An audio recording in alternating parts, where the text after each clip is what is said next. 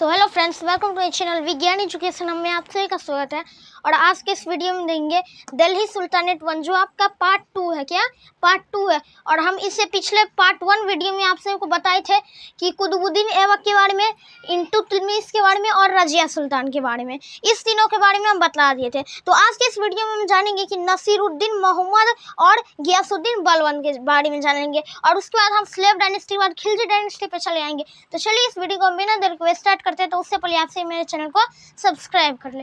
तो क्या है कुतुबुद्दीन ऐबक। तो हम एक बार रिवाइज फिर से करा दें कि कुतुबुद्दीन ऐबक हमारा 1206 से 1210 तक का एनो डोमिनियन तक राज किया था। उसका इल्तुतमिश आया 1211 से 1236 तक, रजिया सुल्तान 1236 से 1240 तक, और नसीरुद्दीन मोहम्मद 1246 से 1266 तक, और गियासुद्दीन बलबन 1266 से 1286 एनो डोमिनियन तक। और एंड कब हुआ स्लेव डायनेस्टी का? हुआ ये 1290 में। कितना में हुआ? 1290 में। तो नसीर मोहम्मद के बारे में आइए जानते हैं। तो Razia successors were a weak ruler. और रजिया जो सुल्तान, जो हम बताए थे कि उसे टर्किश द्वारा, रिबल्स द्वारा मारा गया रजिया सुल्तान, तो उसके बाद जो आया वे बहुत ही वीक रूलर आने लगा। देखिए अब इसमें आपको एक डाउट हुआ कि 40 तक रजिया सुल्तान राज किया, तो 40 और 45 के बीच में कौन 5 साल राज किया, यहाँ तो 46 साल।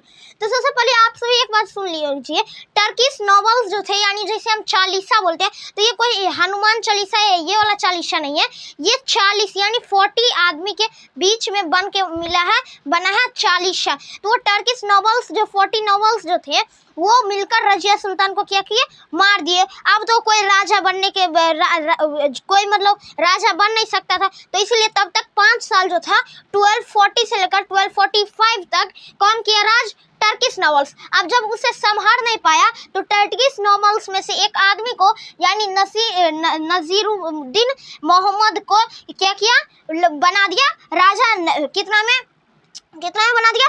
1246 में बना दिया, और वो राज किया 1266 तक। तो Razia successors were a weak rulers के बाद आने लगा बहुत कमजोर शासक। In 1246 Anno Domini 1246 Anno Domini में the Turkish nobles nominated Nasiruddin Mohammad as the new sultan. और 1246 में टर्किश नॉवेल्स द्वारा नॉमिनेटेड किया गया नसीरुद्दीन मोहम्मद को एक नया सुल्तान बनाया गया। He was a weak ruler and ruled the advice of Ghiyasuddin Balban. आप देखिए ये एक बहुत ही कमजोर राजा था, और ये किसके एडवाइस पे चलता था? गियासुद्दीन बलबन। किसके एडवाइस पे? गियासुद्दीन बलबन पे। अगर गियासुद्दीन बलबन अगर इसके एडवाइस पे अगर ये नहीं चलता है नसरुद्दीन मोहम्मद, तो ये शायद है इसका जो स्लेव डायनेस्टी नसरुद्दीन मोहम्मद पर ही खत्म हो जाता। ठीक है, तो गियासुद्दीन बलबन के एडवाइस पे, यानी जो तरीका इसको गियासुद्दीन बलबन जो तरीका इसको बताता था नसीरुद्दीन मोहम्मद को, वो तरीका ये अपनाता था और वैसे ही वैसे बताता था और उस चेंजेस लाता था। तो who was the chief administration during the reign of the Nasruddin Mohammad. और उसके समय में गियासुद्दीन बलबन क्या था? एक उसी टर्किश नॉवेल्स के चीफ एडमिनिस्ट्रेशन था, प्रशासन का। ठीक है, after the death of the Mohammad Balban ascendant throw in the 1266 Anno Domini. जब after death of the Nasruddin Mohammad के मरने के बाद कौन आया? बलबन आया 1266 में उसके जगह पे। तो अब आ गया गियासुद्दीन बलबन। तो गियासुद्दीन बलबन ही considers as one of the greatest ruler in the slave dynasty. देखिए रजिया सुल्तान से ही कमजोर राजा आने लगा, और ये भी कमजोर राजा था, और इसे तब पर टर्किश नॉवेल्स द्वारा इसे बहुत ही ग्रेटेस्ट रूलर स्लेव डायनेस्टी का माना जाता था।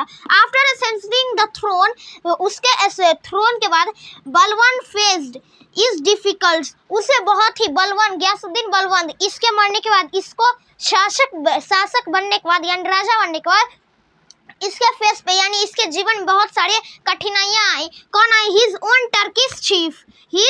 Turkish chief were his war the enemies. उसका जो टर्किश नॉवेल्स था उसका खुद का ही चालीसा, यानी टर्किश नॉवेल्स उसका खुद दुश्मन बन गया, शत्रु बन गया। ठीक है, खुद अपना आदमी उसका क्या बन गया? एनिमीज बन गया। ठीक है, he broke the Turkish nobility. और वो तोड़ना चाहे उसके चालीसा यानी टर्किश नोबल को तोड़ना चाहा, which had become more powerful than the sultan, क्योंकि वो जो ये गयासुद्दीन बलवान के पास जितना सुल्तान था उतना उससे काफी ज्यादा खतरनाक था चालीसा के पास सुल्तान सब। ठीक है, अब नेक्स्ट हमारा बलवान followed a policy of the blood and iron of the crush his enemies.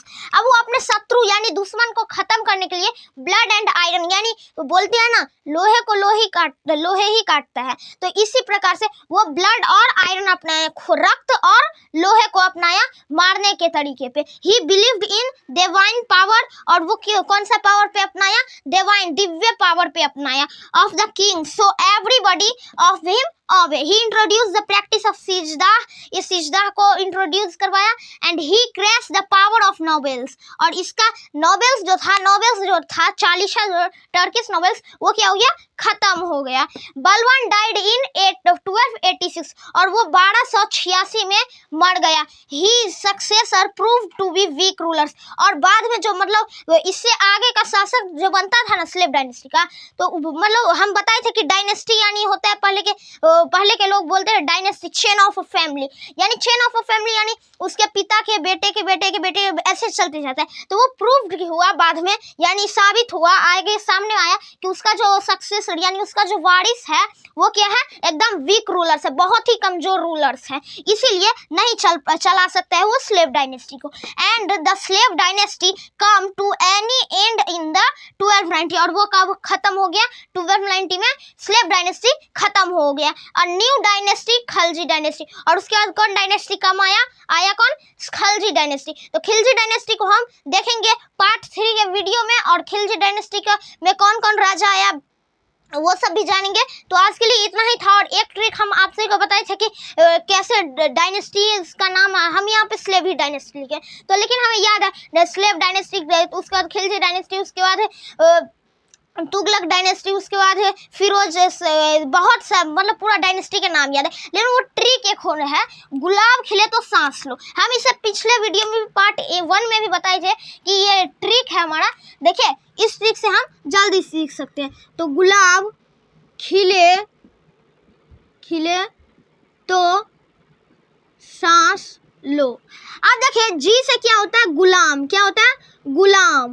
तो गुलाम को हम इंग्लिश में बोलते हैं स्लेव, तो गुलाम को इंग्लिश में बोलेंगे ये तो यानी हो गया स्लेव वंश, तो यानी गुलाम वंश, तो यानी स्लेव डायनेस्टी। अब के से क्या हो गया? खिलजी डायनेस्टी। क्या हो गया? कैसे? खिलजी डायनेस्टी। ठीक है, खिलजी डायनेस्टी हम शॉर्ट में डी लिख कर छोड़ दिए। अब टी से हमको याद नहीं है, तो टी से तुगलक डायनेस्टी। क्या? तुगलक डायनेस्टी। अब एस से सैयद डायनेस्टी। क्या? सैयद डायनेस्टी। अब एल से क्या है हमारा? एल से लोदी डायनेस्टी। क्या?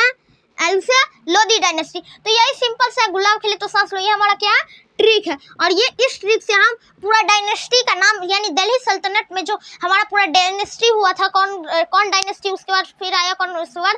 और ये भी हमें याद रखना पड़ेगा कि स्लेव डायनेस्टी में कुतुबुद्दीन ऐबक कितना से कितना राज किया, ये कितना से कितना राज किया। तो कुतुबुद्दीन ऐबक ये राज किया था 1206 से 1210 तक, इल्तुतमिश 1211 से 1236 तक, रजिया सुल्तान 1236 से 1240 तक, नसीरुद्दीन मोहम्मद 1246 से 1266 तक, और गयासुद्दीन बलवान 1266 से 1286 तक, और एंड हमारा हुआ 1290 में। तो आज के लिए इतना ही था, छोटा सा वीडियो, तो तब तक के लिए थैंक यू। और पार्ट 3 के लिए आप सभी इस वीडियो को लाइक और मेरे चैनल को सब्सक्राइब करें। तब तक के लिए थैंक यू।